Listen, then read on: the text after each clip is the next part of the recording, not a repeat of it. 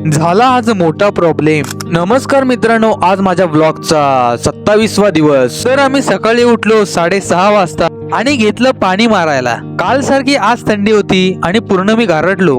नंतरला आमचं पाणी मारून झालं तर मी घरात गेलो फ्रेश व्हायला। मी घरात आलो तर भाई निघालेला होता, कारण तो जातोय आज मामाकडे गाडीचं काम करायला। भावाचा लुक कसा वाटला कमेंट करून नक्की सांगा।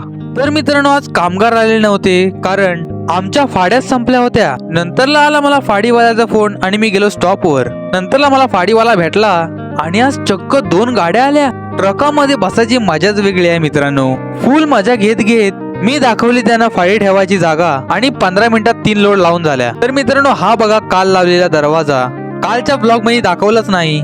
तर मित्रांनो, आजच्या ब्लॉग साठी एवढंच। उद्या कामगार येणारच आहेत, तर उद्याचा सुद्धा व्हिडिओ बघायला विसरू नका। लाईक करा, शेअर करा, सबस्क्राईब करा। Bye bye.